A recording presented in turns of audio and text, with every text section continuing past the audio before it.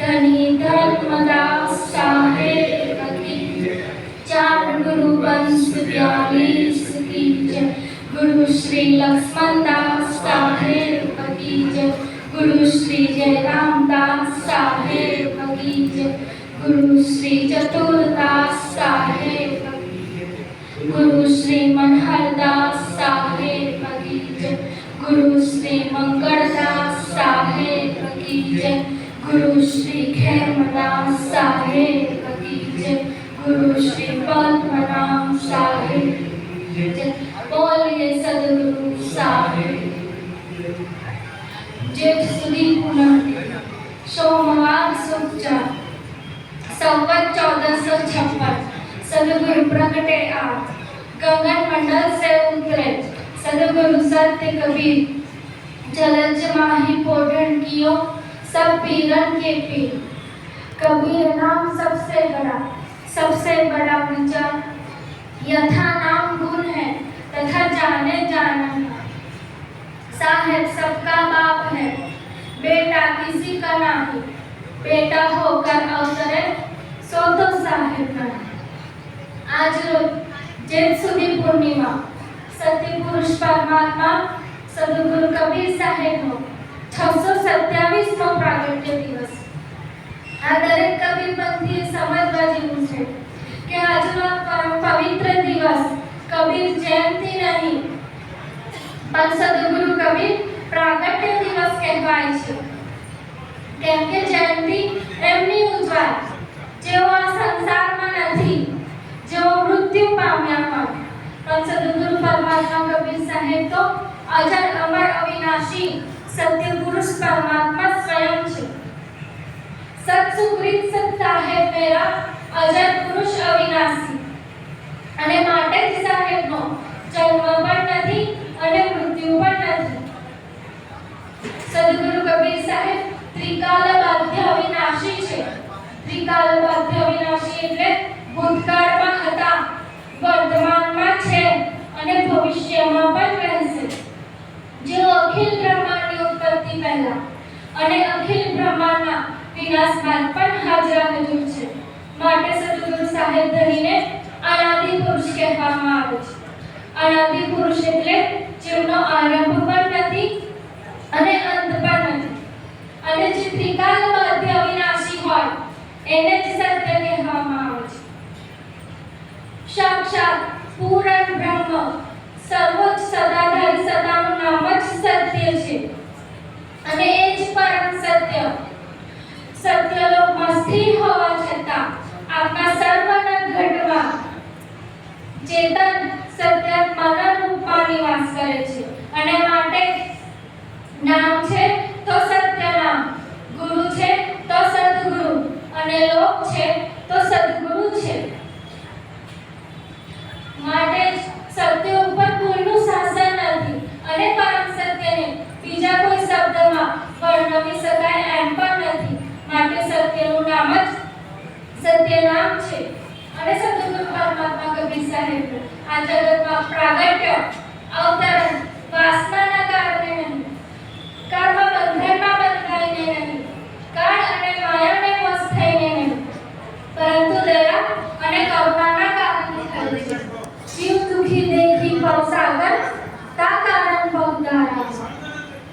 જ્યારે જગતના દુખી જીવોનો આર્તનાદ એટલે અંતરથી ઉઠેલો પોકાર, અંતરથી ઉઠેલો નાદ સત્યલોક અમરધામમાં પહોંચ્યો ત્યારે સત્યપુરુષ પરમાત્માએ પોતાના નિજ રૂપ જ્ઞાનીજીને કહ્યું કે જ્ઞાની ભેગી જાઓ સંસારા, જીવન ખેઈ ઉતારો પારા।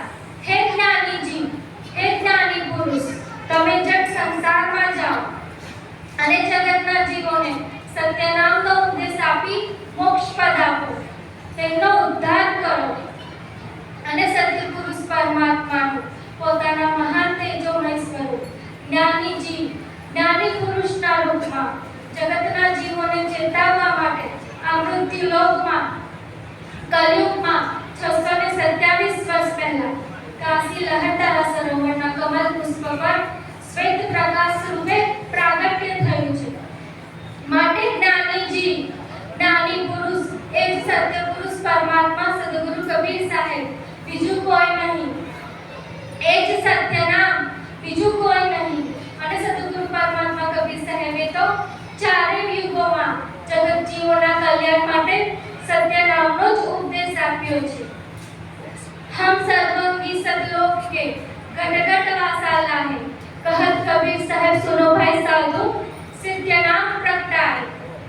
કેમ કે સત્ય જ દુઃખ ભંજન છે, સત્ય જ પતિત પાવન છે, સત્ય સર્વેનું આદિ છે, પરંતુ સ્વયં અનાદિ છે. અને સદગુરુ પરમાત્મા કબીર સાહેબની ચરણ રજ જે સ્થાન ઉપર પડી, જે સ્થાન ઉપર સદગુરુ સાહેબ ધની પોતાની દિવ્ય જ્ઞાન ગંગા રૂપી અમૃત વાણી કહી, એ વાણીનો પ્રભાવ એ સ્થાન ઉપર એવો પડ્યો કે પછી એ સ્થાન ઉપર પાણીના સ્ત્રોતમાંથી દૂધની ધારા વહેવા લાગી. અમરકંટક જે છત્તીસગઢ અને મધ્યપ્રદેશ એમપીની સીમા ઉપર છે, આ અમરકંટક નજીક એક નાનો જલકુંડ છે. તે સમયમાં સદગુરુ સાહેબ ધનીના અનેક ભક્તોએ એ જલકુંડમાંથી પાણી લઈને સદગુરુ સાહેબ ધનીના ચરણ પ્રખાડ્યા હતા. અને એ જલકુંડની નજીક જ જે સ્થાન ઉપર બેસીને સદગુરુ સાહેબ ધનીએ સત્સંગ કર્યું હતું, એ સ્થાને ત્યાંના ભક્તોએ સુરક્ષિત કરી દીધું અને એક ચબૂતરાનું નિર્માણ કર્યું. અને સદગુરુ સાહેબ ધનીની ચરણ રજ અને વાણીનો પ્રભાવ એવો પડ્યો કે જલકુંડમાંથી દૂધની દિવ્ય ધારા વહેવા લાગી. આજે પણ હજારો શ્રદ્ધાળુ ભક્તો એ દૂધની દિવ્ય ધારાના દર્શન કરે છે.